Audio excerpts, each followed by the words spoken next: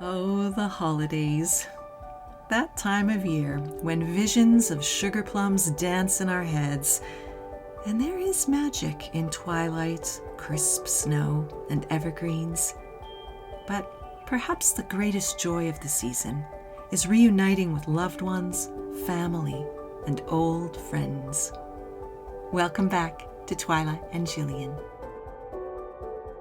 Oh my gosh, we haven't seen each other for so long. I know, it's been a while. Yeah, thank you for having me over today. Thank you so much for coming. Yeah, and we're happy to be making another video for you. And it is the season, holiday season, so I guess we can call this our holiday special. Yes, we can. And we will. And we will. And of course, I walk in your door and I'm immediately struck with amazing things. Mm-hmm. And first of all, you've got a big evergreen here, mm-hmm. and another big evergreen over here. Maybe let's go take a look at this one. Okay. Okay, so this is a lemon cypress. It's about 3 years old. And I grow this out on my front porch all summer long. And then I bring it in for the winter. And then I'll take it back outdoors in spring. Is this the same thing that you buy in the tiny pots with the Grinch ball on it? Yes. Yes. So often you'll see those they're wound up with a little ball on the side. So those are lemon cypress. Yeah. Oh my gosh. And normally people are buying those thinking that they're just sort of for the season and, you can try to bring it on if you want. But most people don't, I don't think. Yeah. Well, because they can be a little bit tricky. Oh. So when you're growing them indoors, you kind of want to put them in a bit of a dormancy state. Mm-hmm. So they do like it from my experience, they like it in sort of a bright light, and they like to be evenly moist, but not overwatered. And I don't fertilize at this time of year either. Okay. I think when people bring them in for the Christmas season, they often they confuse bright light with direct light. Oh, okay. So they're moving them somewhere where it's too warm. Yes. And then they have a tendency to sort of dry out on them. Right. Mm-hmm. Okay. Well, that's amazing. And like, do you have how many seasons have you had this? This one is 2 seasons. Okay. Yeah. So they do bush out really beautifully. Mm-hmm. And when I move it out in the spring, again, I'm keeping it under a shady spot. And I will start fertilizing, so it'll push new growth. And I only fertilize about once a month throughout the summer months too. Right. And that's the only thing do you have to top the soil up or like repot for good measure or anything like that? So I would always check, like you're going to check with any of your plants, make sure the roots have filled that current pot size. Yeah. And then you're going to move it up a pot size. So we've chatted about this before where it is like a shoe size and you don't want to trip up your plants. Yeah. So you're going to move it this is probably in a 10-inch pot. If the roots have filled it completely, then I'll move it up to a 12-inch. And I do have this in a pot set in the ceramic, just because I do like to have it drain out. Right. Mm-hmm. Okay. Well, it's quite a stunning piece. Like, I just want to give it a hug. Go ahead. No. You're quite flexible. Oh, and actually, if you do, then no, seriously, take it and give it a nice little hug and just smell it. Oh, that's fresh. Mm-hmm. So actually, if you put it in, like as you breeze by to make your way into the home, then you're going to get that fragrance. Oh my gosh.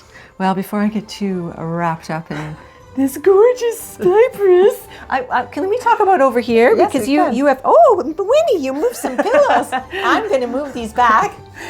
But here we go. So you have all this. That's a baby one. Yes.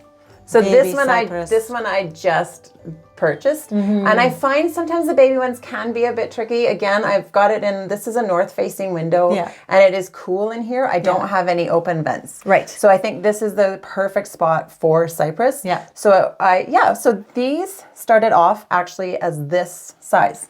Okay. I'm gonna lift this out. Yeah. So that's quite a lot of growth. Yeah. Yeah. Oh, amazing. Mm-hmm. And so those are nice to just kind of tuck in a corner. You get a nice burst of color, and that evergreen speaks to the holiday season. Awesome. Mm-hmm. And then you have this amazing thing. Mm-hmm. Can I lift it again? Of course you can. I'm just like touching all your stuff, Jillian. No, of course. So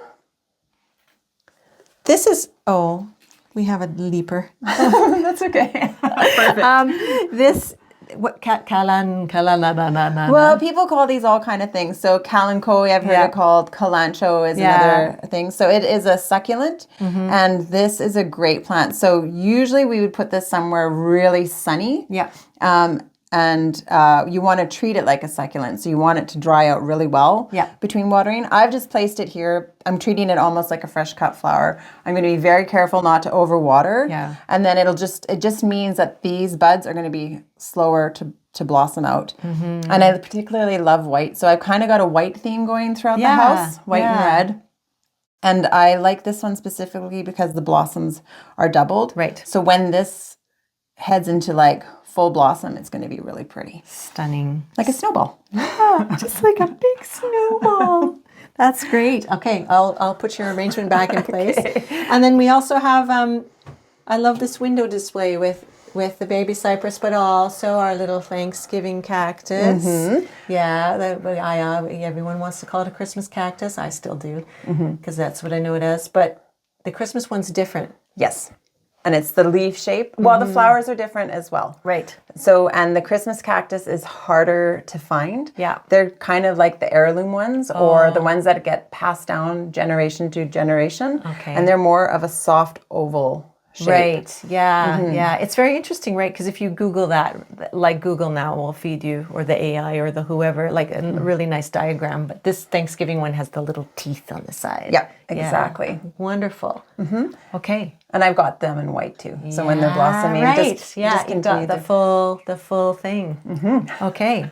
Well, we haven't even made it inside yet. So let's, I see more things I want to ask you about. Okay. Okay. Merry Christmas! There's nothing so Christmassy as a hearth, hey? Right? Yes. Yeah, yeah. And you have such a nice big one. But this is done differently than I've seen you do it before. Yes. So usually I do all fresh greens. I make a live fresh green mantle. Yeah. But I just wanted to stay very low maintenance this year. I wanted it long lasting, low maintenance. Yeah. And just really fresh. Yes. That makes sense. Yeah. And we have the Kalanchoe, beautiful white plant. But I don't know what it is. I am really responding when I see like mass plantings, like group plantings. There's something like it just looks so, elegant, or like it has more impact, or, it just has a substance to it. And this looks amazing. Like all of these plants, just the same kind. I really like it. I really like it too. I think it's just an instant impact. So and it's just like you don't have to think. You can just automatically enjoy. Yeah. So I think I love mixed planters. Yep. And I love botanical things. But sometimes I just want my eye to look at something and rest. Yes. And so when it's just one item and it's beautiful, it's a no-brainer. It's like an exhale. Yeah. So, that's great. And this is going to last a long time. So this, I'm thinking this will get me all the way into spring, and then I'm going to plant it outside somewhere warm and sunny and see if I can possibly push blossoms again. Wow, that's great. Yeah. Okay. And now my eyeball has gone over here. Okay. And I have to ask you, because I should know this, but wait a minute, because my eyeball went back over here. Poor Greg on camera. He's like, those girls are tricky. But can I pick this up? Yes, of course you can. Okay. Look at this. So it's just mass plantings of African violets. African violets. Yeah, there's something nostalgic about African violets, and nostalgia and Christmas and holidays just all go together. So these are sort of a grandmother flower, right? Yeah. So it kind of takes us back, and they're velvety and they're white. It's so just gorgeous. So elegant. And I remember both my grandmas had these. My first singing teacher had these growing in the porch, remember a porch or the veranda, you know, like it's a little bit cooler. But yeah, these are having a real renaissance. Yes. The African violet, but again, very beautiful and lovely for the holidays. Right? The white. Okay, I'll put your display back. And now, in my frenetic meandering, let's go over here. Because I spied this when we walked in the room. I feel like I should know what this is, but I don't. Okay, so this is easy. This is a wintergreen plant, and this is actually perennial here. Oh. So this will grow outside in a nice shady spot as a ground cover, and it actually is wintergreen. So it is the berry that flavors toothpaste. Are you serious? Yeah, and other minty things. Okay. Ready? Yeah. It's got a kind of an interesting texture. It's a bit pasty. All right. I just took the whole thing. Okay. I see. It is pasty, but I taste it. I totally taste. I taste it. Winter mint, winter green. Yeah. Right? So it's a beautiful, beautiful ground cover. So in order to get this one to survive here, again, just don't overwater. Try and keep it in a cooler spot, and and then move it outdoors in the springtime. Wow. I had no idea that was a perennial. Like, amazing. Great. Good luck. I want to know how this goes, and it'll be ground covery. Hey, stay pretty low. You think? Yeah. Oh yeah. We'll see how this goes, and I'll bring you one. Okay. And then you can give it a go, because you've got lots of nice shady spots with your spruce trees. Yeah. Yeah. Okay. Wow. Okay. Done. Here's hoping. But I have to look at this bit of perfection. Like, you would have the amaryllis with the most aesthetically pleasing. It's got the bud right up the center, and then the beautiful fan of the leaves. Like mine, I get ones that are like a little jaunty. They lean off to the side. But anyway, this is all this to say. Beautiful planter. And you've got this planted in soil? So it's in our favorite mix. We've chatted about this one before. Yeah. Where it is a potting soil, and then I've broken it up with the orchiata bark mixed right in. And then just placed another bit of orchiata on top, just as a bit of a mulch, because I like the look of it on top. It just kind of reminds me of a forest floor, and it's just tidy. Right. And you've added these greens as well? Yes. So I just have vases of fresh greens kicking around the house. And so sometimes I'll just take sprigs and I'll just add them into the plants. So when I say this is just freshly got watered, I'll give the fresh greens a snip and just tuck it in there. And then it'll eventually dry about a week or so. And then I just go grab some fresh ones again from the vases. Great. And when you snip them, how much are you taking off?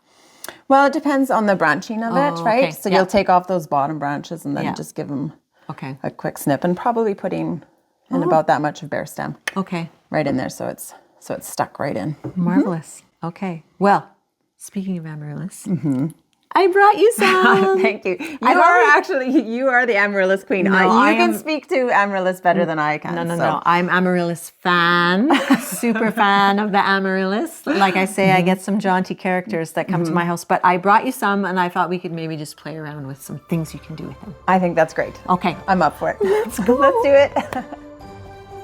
In part 2, Twilla and Jillian spend some time exploring ways to grow and display amaryllis. We'll see you next time. And thank you for watching Twilla and Jillian.